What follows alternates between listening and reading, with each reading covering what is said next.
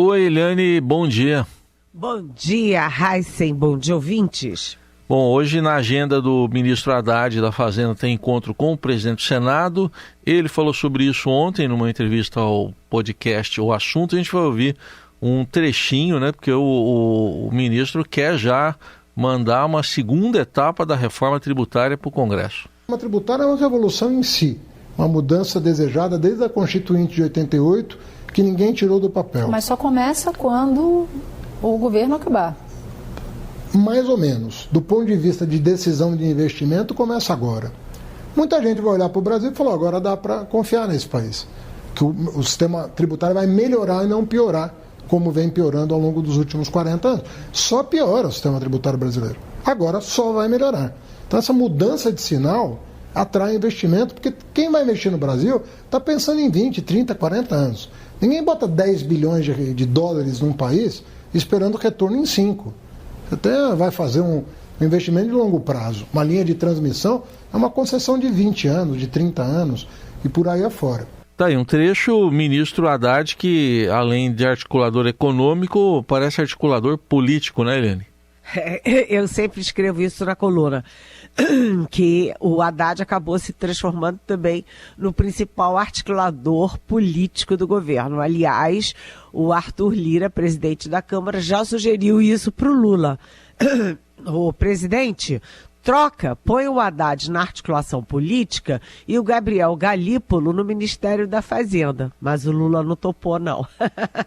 E até porque não precisa topar, porque enquanto ministro da Fazenda, o Haddad tem sido um bom articulador político com o Congresso, com a própria mídia, com o que a gente chama ali Avenida Paulista, né? Os Faria Lima, empresários, etc. E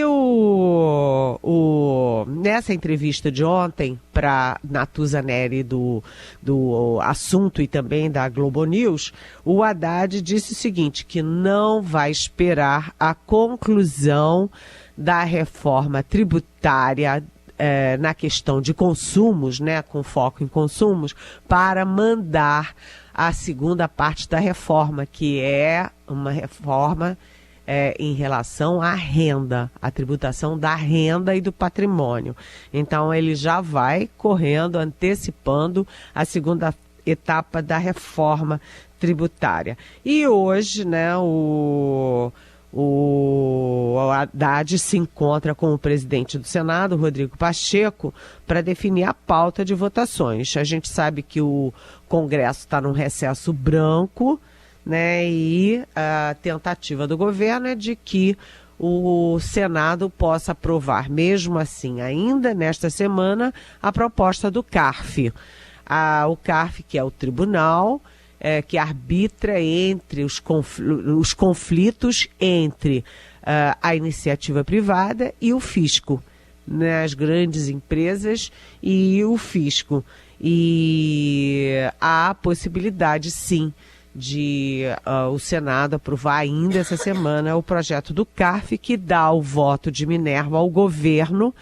Portanto, o governo passa até a faca e o queijo na mão no CARF, e a estimativa do próprio Haddad é de que isso possa render 50 bilhões de reais a mais de arrecadação para a União no ano que vem. A outra questão é quanto à segunda fase da reforma tributária, né? A segunda fase, que eu digo, é a segunda votação. A reforma tributária passou em 2 turnos na Câmara, mas agora vai ter 2 turnos no Senado, e isso provavelmente vai ficar para o próximo mês, para ficar para agosto. Mas, enquanto isso, já está se definindo, por exemplo, quem vai ser o relator. O relator no Senado deve ser o senador Eduardo Braga, do MDB, do Amazonas, que é muito confiável, é muito equilibrado, tem bom diálogo com o presidente Lula, conversa bem também com a oposição. Vamos ver, essa conversa de hoje do Pacheco com o Haddad pode ter novidades. Aguardemos então. E expectativa também, estamos de olho aqui, mas ainda não começou, Eliane, a reunião da CPMI do golpe para receber hoje o tenente-coronel Mauro Cid, ex-ajudante de ordens do ex-presidente Bolsonaro. Enfim, o que dá para esperar? Não sabemos se ele fala, se ele fica calado, mas vai ter o direito de ficar calado. Pois é, a ministra Carmen Lúcia, do Supremo Tribunal Federal, determinou que ele compareça à CPI, mas com o direito de ficar calado para não produzir provas contra si mesmo. Apesar disso, tem duas expectativas. Aliás, eu diria três. Uma expectativa é de que ele, em alguns momentos, fale sim. Ele opte por ficar calado em algumas perguntas e em outras não. Vamos ver se isso vai acontecer ou se ele vai ficar só mudo, entrar mudo e sair calado o tempo inteiro. A segunda expectativa é de que como é que vai ser o clima da comissão, Porque muitas vezes, quando o depoente fica calado, as perguntas são estridentes. Então ele fica calado, mas quem vai fazer a pergunta, vamos botar lá um senador do PT, por exemplo, pode fazer a pergunta relembrando tudo. O senhor tinha no celular uma minuta de golpe que dizia isso, isso, isso, isso. O senhor tinha no celular uma conversa com fulano que dizia isso, isso, isso. Então, às vezes, ficar calado não resolve o problema, porque a visibilidade do que ele fez continua sendo altíssima e ele perde a oportunidade de colocar a versão dele, de se defender. A terceira dúvida é que eu disse aqui ontem que o Exército tinha combinado pro Mauro Cid não aparecer fardado, para não jogar as Forças Armadas dentro da CPI do golpe. Mas há dúvidas se ele vai fardado ou ele vai vestido à paisana. Então, são três dúvidas. Mesmo ele ficando calado, é um depoimento que mexe com os nervos dos dois lados, Heisen? Análise política direto de Brasília com Eliane Cantanhede, que, sei lá, acho que estava esperando uma semana mais tranquila. Mas você foi olhar o zap de alguém, Eliane? Olha, é engraçado isso, Porque com tanta coisa acontecendo no mundo, no Brasil, mas enfim, o jornal Globo trouxe ontem uma informação que mexeu muito com os nervos aqui em Brasília, porque Dá licença, Heisen, só um minutinho. Claro, fica à vontade. Vamos tomar uma aguinha aqui para a Eli se recuperar. A gente está aguardando aqui a abertura lá da CPMI dos atos golpistas, que ainda não começou lá em Brasília, com o depoimento hoje previsto do tenente-coronel Mauro Cid. E a Eliane já vai falar dessa troca de mensagens, de insultos, revelada aí pelo jornal o Globo ontem, entre os integrantes do PL, Tem a ala bolsonarista. Exatamente. E a ala mais, digamos assim, se é que dá para falar moderada? Bom, você que vai falar, Eliane. Pois é, eu passei o fim de semana meio de cama, muito gripada. Tá todo mundo pegando essa gripe aqui em Brasília, porque junta seca com frio, enfim. Desculpem, mas estamos aqui de volta. Aí o seguinte... O Globo trouxe essa informação que tem um lado assim muito engraçado, Mas tem um lado também dramático, porque o grupo de WhatsApp dos deputados do PL pegou fogo depois da votação da reforma tributária na Câmara. Por quê? Porque o PL ficou totalmente isolado. Todos os demais partidos de esquerda, centro-esquerda, centro e de direita ficaram a favor da reforma. E o PL do Bolsonaro, que é o maior partido, seguiu a ordem do mito, O mito mandou, todo mundo se atirou da janela do 27º andar, Se é para ficar contra o mito mandou, vamos lá, vamos ficar contra. Então, dos 99 parlamentares do PL, 75 votaram contra a reforma, mas 20 votaram a favor. E aí, quem é a favor e quem é contra saiu se estapeando pelo grupo de WhatsApp. E aí é muito engraçado, porque os radicais que são contra a reforma, que foram contra a reforma e contra a opinião pública, contra a nação, eles dizem que quem votou a favor é melancia. O que é melancia? Verde por fora e vermelho por dentro. Ou seja, eles estão chamando os colegas do PL bolsonarista de comunistas. Você vê que eles não entendem minimamente o que significa ser comunista. Aquela coisa dos séculos passados, né? O tal do comunismo. E aí, os que votaram a favor da reforma começaram a retaliar contando os podres dos outros. Por exemplo, tem um deputado que está sendo processado por dirigir bêbado. Olha só o barraco. Bem, quando a coisa saiu de controle completamente, o líder Altineu Cortez simplesmente cancelou o grupo. Cancelou assim, silenciou todo mundo do grupo. Os deputados do PL não podem mais conversar por WhatsApp porque estão suspensos. Agora, isso mostra o quê? Apesar do que é engraçado nessa história, trágico e engraçado, o mais importante, Heisen, é que esse episódio todo mostra, primeiro, como o PL está rachado, batendo cabeça, como o bolsonarismo está sem rumo, vai para lá, vai para cá, enquanto o PP e os republicanos, que faziam parte do tripé do Bolsonaro no Congresso, já estão negociando cargos com o governo Lula. O PL está totalmente, vamos dizer, isolado. Agora, só para concluir, né, e é uma conclusão grande, desculpa, mas vou logo avisando, né, o Bolsonaro também está muito por baixo, né, está indo ladeira abaixo, e ontem foram várias más notícias. Rapidamente, né?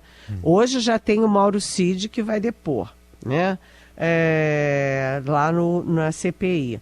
O Bolsonaro vai depor amanhã na PF pela 4ª vez, agora sobre as denúncias do ex-senador Marcos Duval, que está... Ex-senador não, senador, que está de licença, mas que dizia que o Bolsonaro estava envolvido em golpe. Né? A Polícia Federal vai investigar o Eduardo Bolsonaro, deputado, filho do presidente, porque disse no domingo que os professores doutrinadores são piores do que os traficantes do PCC. Né? O ministro Gilmar Mendes do Supremo acaba de anular uma decisão da Justiça que simplesmente arquivou as ações contra Jair Bolsonaro na pandemia com base na CPI da Covid. E o ministro Gilmar determinou que a Procuradoria-Geral da República retomasse e fizesse manifestações sobre o Bolsonaro na pandemia com base nas investigações da Polícia Federal. E são os envolvidos, além do Bolsonaro, nessa determinação do Gilmar Mendes, são o Eduardo Pazuello, general agora da reserva, que foi ministro da Saúde, o Elcio Franco, que é coronel da reserva do Exército, que foi do Ministério da Saúde, secretário-geral, a Mayra Pinheiro, né, que ficou conhecida como Capitã Cloroquina, o Fábio Weingarten, né, que era da comunicação do governo Bolsonaro, e o Mauro Ribeiro, né, que era presidente do Conselho Federal de Medicina e mudou tudo para ser a favor da cloroquina contra a Covid. Ou seja, Bolsonaro tá indo ladeira abaixo. Isso aí, muitas coisas realmente. Eliane, há pouco foi realizada mais uma live do presidente Lula e ele comentou nessa live, live semanal, que ele não está negociando com o Centrão, não, é com os partidos. Vamos ouvir o que ele disse há pouco, então. que é preciso ter paciência, conversar com quem você gosta, conversar com quem você não gosta, claro. Ouvir coisas boas, ouvir coisas ruins, e aí se dá negociação. Não é a política do dando que se recebe que todo mundo fala. A segunda coisa, só que a gente tem que levar em conta é o seguinte, ou seja, um partido que ganha as eleições, ele precisa construir uma maioria pelo governar o Brasil. O que é que tem uma maioria? Porque senão você se mata. Claro. É importante lembrar que o PT tem 70 deputados de 513, sabe? Então tem que conversar. Você pega a esquerda toda, você soma, dá 100 e poucos deputados. Ou seja, você precisa de no mínimo 257 para a maioria simples. Ou seja, então, isso só demonstra que você tem que negociar. E uma coisa equivocada também que a imprensa fala sempre, porque negociou com o Centrão. A gente não negocia com o Centrão. O Centrão não é um partido político. O Centrão, ele se junta em função de determinadas coisas, mas habitualmente você negocia com o partido. Então o partido quem que é? O partido é o PT, é o PSB, é o PCdoB, é o PDT, é o PMDB, é o PSD, é o União Brasil, é os Republicanos, é o PP. Então, são com esses partidos que você negocia. Ou seja, seria importante que a gente não precisasse negociar. O governo fez uma medida provisória, está lá aprovada por unanimidade. Não é assim. Não é assim. Tá aí, Helene, trecho do Conversa com o Presidente agora há pouco, em que o presidente disse: sem maioria você se mata. Pois é, isso é uma verdade, né? Se você não tem maioria no Congresso, você não aprova absolutamente nada e o seu governo para. Isso é verdadeiro. E o presidente Lula, ele sabe negociar, né? Lembrando que a carreira política dele foi deflagrada exatamente nas greves do ABC, num momento super, né, difícil da história brasileira, e ele se impôs como um líder de massa, como um bom negociador. Ele sabe ouvir, sabe avançar, sabe recuar, sabe blefar, né? Mas o resultado disso tudo, o resumo disso tudo é um só. É que o presidente Lula, né, vai dar ministérios para o PP, para os republicanos, e aí é que tá. Primeiro, o PT, o Partido dos Trabalhadores, se uniu, né, e fez uma barricada ali para tentar salvar os seus cargos. Segundo, os ministros devem estar sem dormir, pensando: será que a minha cabeça é que vai rolar? Hoje, aliás, parte da agenda do presidente Lula é exatamente um encontro com o chefe da Casa Civil, Rui Costa, e a ministra do Turismo, Ana Moser, que é uma das que está ali na alça de mira, porque a gente não pode mais falar que é o Centrão que quer. Então vamos falar que os partidos do Centrão estão de olho no Ministério, aliás, dos esportes. Isso. Esporte. Porque tem o turismo que a ministra está caindo há, sei lá, mais de um mês, a Daniela Carneiro, e agora a Ana Moser, né, que é uma super jogadora de vôlei. Vi muito jogo da Ana Moser, adoro assistir vôlei, tanto feminino quanto masculino. E a Ana Moser, que é a ministra dos esportes, também está na linha de mira, na alça de mira. Então ela hoje tem encontro com o Lula, e isso é suficiente para ter uma boataria danada. Mas a versão do Palácio é que é um despacho normal de ministra com o chefe presidente.